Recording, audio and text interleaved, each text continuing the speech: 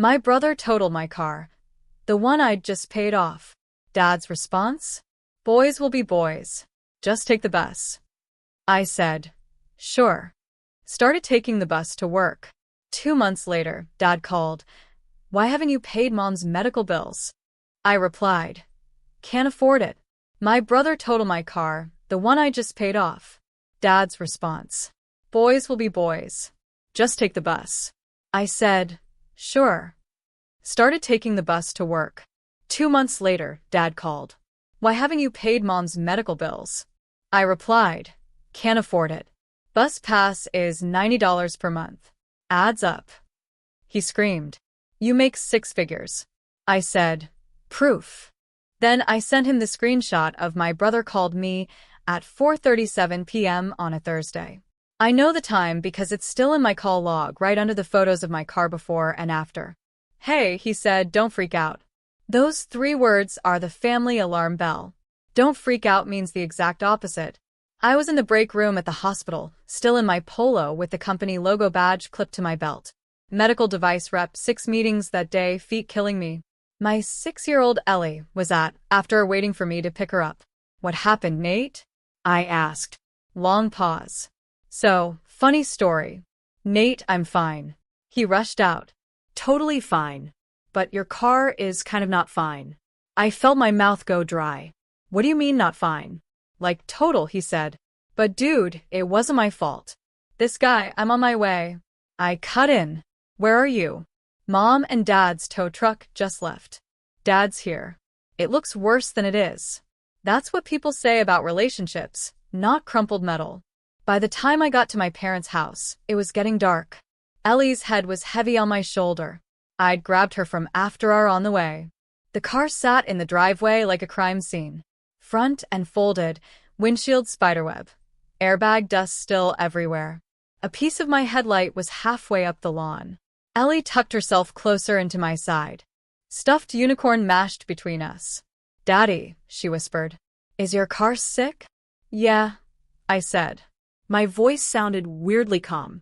It's really sick. The porch light came on. Dad stepped out in his old Ohio State hoodie like it was just another Thursday. There he is, he called. Don't freak out. I stared at the car. You let him drive it? I asked. Dad squinted like I'd asked something rude. He had an appointment. He needed something reliable. Nate came out behind him a little too fast, talking with his hands. Dude, I'm so sorry. This guy ran a red. I couldn't do anything. Airbags went off. It was like a movie. But I'm good. I swear I'll. Where's the police report? I asked in the house. Nate said, Dad's got it. Insurance will handle everything. Ellie looked between us. Her fingers dug into my collar. I could feel her watching my face the way kids watch the weather. I swallowed. That car was paid off last week. I know, Nate said quickly. Congrats, by the way. I turned to Dad. The title's in my name. The loan's in my name. The insurance is on my policy. Dad cut in like he was correcting a PowerPoint slide. Which is why you got such a good rate, Dylan. You're welcome. I blinked. So, the payout will go through me, he said. Obviously. Relax. We'll sort it out. No reason to make this a whole thing. My hands felt cold, even though I could see my breath in the air. Ellie whispered, Daddy, are we going home in a minute? Bug, I murmured. I took another look at my car, the one I'd been paying on since I was 26. Last payment had hit Monday. I'd texted a picture of the paid in full screen to my group chat. Little confetti animation, and everything. Where are my keys? I asked. Dad huffed. You don't need keys for that, he said, nodding at the wreck. Tow company took 'em. My chest tightened. Okay, I said slowly. So, what's the plan? Dad spread his hands like he was being reasonable. The plan is we calm down, we let insurance do their job, and in the meantime, you take the bus. It's not that deep. The bus, I repeated. You're always going on about public transit being good for the environment, he said. There you go. Boys will be boys. Accidents happen. You're still working. Yeah. Hospital's on the line anyway for your little gadget job. You'll help with your mom's bills like we talked about. Just take the bus. Ellie's head pressed into my neck. I could feel her breathing too fast. I didn't scream. I shifted Ellie higher on my hip, looked at the wreck of my first real grown-up thing, and said very calmly, "Sure, I'm Dylan. I'm 32. I sell medical equipment in Columbus, Ohio." If you've ever seen a guy in a too warm blazer wheeling a suitcase through a hospital and saying things like capital budget and demo unit, that's me. On paper, I make decent money. Base salary plus commission. In group chats, it gets rounded up to six figures because people hear the word sales and stop listening to nuance. In my family, six figures turned into bottomless ATM. Family helps family. My mom says she always says it's soft like it's a hug. Dad says, "We're a team." Nate says, "You're the responsible one." Nobody says, "We keep a running total." The first time I paid one of Mom's medical bills, Ellie was 2, and Nate had just blown his third job in a row. Mom had a scare. Chest pain, ambulance, overnight, in the cardiac unit. She was fine, thank God, but the bill that followed was not. Dad put it on the kitchen table like a dead bird. "Look at this," he said. "Can you even believe it?" It was $3,842.17. I was 27, new in my job, still figuring out how commission actually worked. "Insurance barely covered anything," Dad said. "Your mother's going to stress herself into another heart attack over this." Mom sat at the table, hands around a mug of tea that had gone cold. "We'll figure it out," she murmured. "We always do." Nate scrolled his phone in the corner. "This healthcare system is a scam," he said, which was his way of sounding involved. I stared at the bill at the line that said Guarantor John Miller. Dad sighed. "Dylan, you know we're tight this month. Work's been slow. The furnace, the roof, your brother between jobs again. Just until we get our feet under us. Just until the family language for forever." Ellie toddled and wearing one of Nate's old ball caps. Tripping over the brim. She smacked into my leg and laughed big and free like the world was simple. I thought it was temporary. It wasn't. I wrote a check for $1,000. Told myself I was being a good son. That I'd stop once they recovered. The second time it was Nate's truck. He was 24 and had talked Dad into co-signing for a used F-150 for work. The job lasted 6 months. The payments didn't. Dad called me on a Sunday. "They're going to repossess it," he said. "You know what that does to my credit? To the house." Ellie was on the floor, lining up her plastic animals. She looked up when she heard the word house. Even at 3, she knew that word meant something big. Nate texted me separately. "Bro, I swear I'll pay you back. Family is supposed to pull together." I put another $600 on my already abused credit card and transferred it to Dad. The third time it was smaller, which almost made it worse. They'd started calling my monthly transfers. "Your contribution $400 on the first of every month for the house and Mom." Dad said, "You make more than we do. It all evens out." I was paying $1,150 in rent, $380 in daycare, $250 in student loans, plus my car payment, and gas to 4 different hospitals every week. One night, I walked into my parents' house with Ellie on my shoulders and watched her shrink in real time. Dad and Nate were in the living room arguing over the game. Mom was in the kitchen stirring something on the stove. It smelled like overcooked onions and stress. Ellie tugged my hair. "Can I watch cartoons?" she whispered. "Ask Grandpa," I said. She patted in socks sliding on the hardwood and stood by the arm of Dad's chair. "Grandpa," she asked, "can we watch Bluey?" Dad didn't look at her. "We're watching the game," he said. She nodded and started backing away. "Don't sulk," he added, still staring at the screen. "You get plenty. Let the adults have a turn." Ellie stopped. Her shoulders folded in. She tucked her hands into her sleeves and retreated to the hallway, where she sank down next to the shoe pile and pulled her knees up. I followed, sat beside her on the floor. "You okay, bub?" I asked. She nodded too fast. "I'm fine," she said. It was my voice coming out of her face. That was the night I realized she was learning the rules I grew up with. Don't make a scene. Don't be dramatic. Be grateful. Family helps family. Just nod in both directions. After the car, everything got louder but quieter. Out loud. The line was, It's just a car, Dylan. Underneath it was, you'll fix it. You always do. Insurance moved fast. Too fast. The police report listed Nate as the driver, Dad as the policyholder, my car as total loss. I asked Dad for a copy of the claim. It's handled, he said over the phone. Don't worry about it. I'm not worrying, I said. I'm asking. How much is the payout? Pause. Enough. He said they're paying out market value, but there's the deductible. My premium's going up. Your brother, how much? I repeated. He sighed.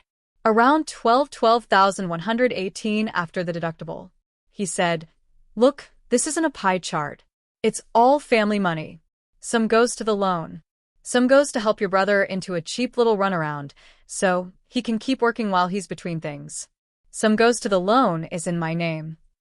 I said, the payoff letter is in my name. That money needs to go to my bank. Wow. Dad said, there it is.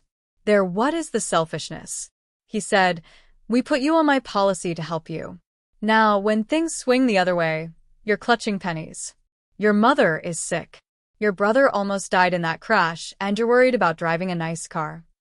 The reasonable voice, cruelty, the one that sounds calm and measured while it guts you. I need a car to get to work, I said. To take Ellie to school. The bus is an hour and a half each way. Plenty of people take the bus, he said. You're not special. So, I took the bus. Every morning I set my alarm 40 minutes earlier. Ellie and I walked 3 blocks in the dark to catch the 5:40. She'd curl up against my side, half asleep, backpack at her feet. I'd balance my laptop bag, sample kit, and coffee like a circus act. Adventure bus, I'd tell her. She'd nod, but she stopped asking when we'd get our car back. My coworkers asked why I was showing up sweaty and windblown. I laughed it off, trying to save on gas. Climate Dylan, I joked. My commission dipped because I couldn't make as many in-person demos without a car. Gas money became bus money. My contribution to my parents became shaky. I started keeping track of everything. Transfers to Dad and Mom. Payments to the hospital portal, childcare, rent. The exact cost of my KOD monthly pass, $90. One night after Ellie was asleep, I sat at my kitchen table with my laptop open and built a spreadsheet. Column A, date. Column B, description. Column C, amount. I scrolled back through a year of bank statements, logging every Mom/Dad and Nate transfer. By 1 a.m., the total at the bottom said $23,470. My hands shook. That's when I stopped arguing and started documenting. I wrote in the little notes column at the top. 2 months after the wreck, I was on the bus home, forehead against the cool window, when my phone lit up with Dad. I almost let it go to voicemail. I picked up, hey, he didn't bother with, hello. Why haven't you paid your mother's latest bill? He demanded. I blinked. What bill? The cardiologist, he said. They called here. We gave them your number. They said they've left messages. I pulled the phone away. No voicemails, no missed calls from numbers I didn't recognize. What's the amount? I asked. Don't start with the cross-examination. Dad snapped. It's around $2,000. You know she can't have that hanging over her. She needs to focus on healing. What's the exact amount? I repeated. He huffed. $287. Insurance covered the rest. You just need to step up like you said you would. The bus jolted. Ellie's head bumped my arm. She was leaning on me, earbuds in, watching a show I downloaded on my phone. She glanced up when Dad's voice got louder. I can't afford it, I said. There was a beat of shocked silence. Then Dad laughed. Very funny. I'm serious, I said. The bus pass is $90 a month. Adds up. So cancel it and get a car. He said immediately. You got the payout? No. I said you got the payout. Dylan, don't play games with me. He snapped. You make 6 figures. Stop acting broke. Proof. I asked. What? You keep saying I make 6 figures. I said, show me proof. Show me where you got that number, because my pay stubs don't agree with you. Oh, come on. He said, you're in medical sales. You're always bragging about bonuses. Your uncle told us. My W-2 for last year was $78,432. I said before tax, before insurance, before child support, before the contribution I send you every month. I've sent you over 23 grand in the last year. Dad, you're making this ugly. He said, we're talking about your mother's health. I'm talking about math. Ellie slipped her hand into mine and squeezed. Dad's voice rose. You ungrateful, we raised you. We kept you alive. We put you through school. We let you on to our insurance. And now when we need you to do your part, you're nickel and dimming us over a bus pass. My heart was pounding, but my voice stayed weirdly flat. I'll send you something, I said. Give me 10 minutes. What a pity payment. He scoffed. No, I said, proof. I hung up. At home, I sat at the table again. Ellie colored unicorns next to me, humming quietly. I opened my payroll portal, my bank app, and my spreadsheet. Screenshot 1, my year-to-date earnings page. Big bold number, $78,432. Screenshot 2, my budget app with a category called Parents.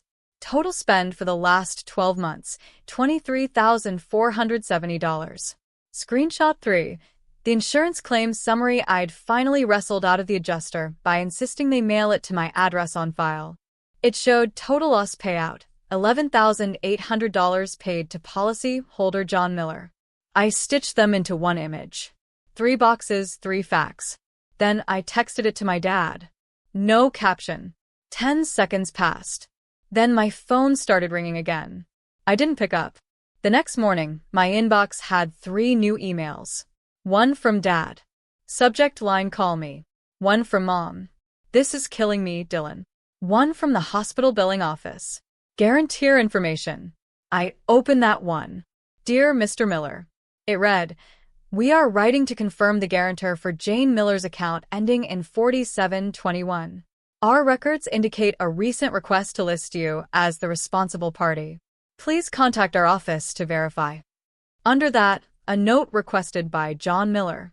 Relationship spouse reason. Our son makes more. He'll pay. I stared at the screen until my eyes blurred. Ellie padded into the kitchen in her pajamas, rubbing her eyes. Daddy, can I have cereal? Yeah, bug, I said. My voice sounded far away. Grab your bowl. As she poured Cheerios with intense concentration, I picked up my phone and called the billing office. This is Dylan Miller, I said when a woman answered. I'm calling about Jane Miller's account.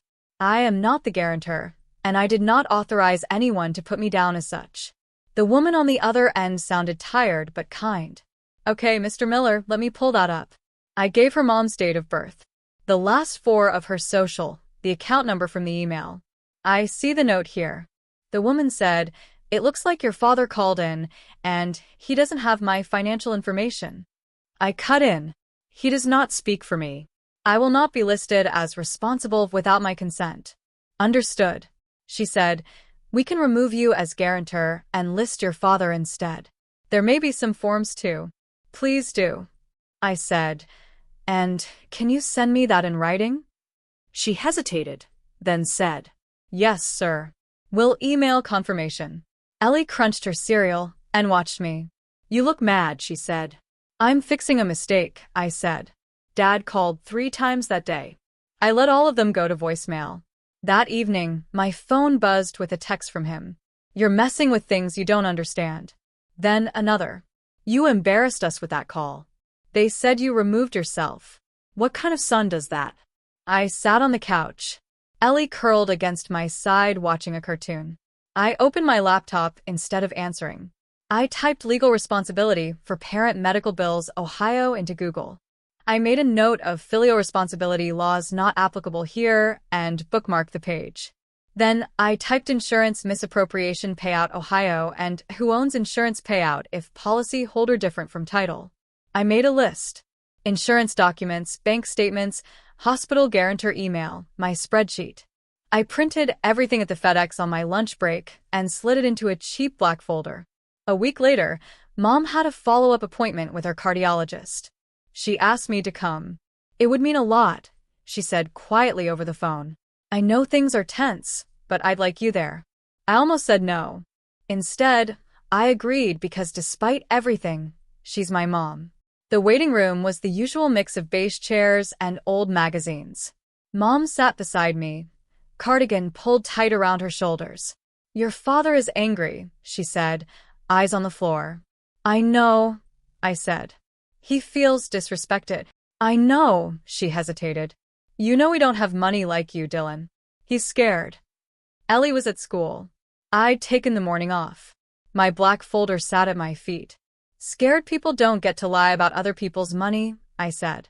Before she could answer, Dad came in. He moved fast like he was afraid of being late to his own performance. There he is, he said too loud. Mr. Big Shot, Mr. Can't Take a Joke. John, Mom murmured. Not here. I stood up. We're not doing this, I said. Not in a cardiology waiting room. He ignored that. You called the hospital behind my back, he hissed. You made me look like some kind of deadbeat in front of those people.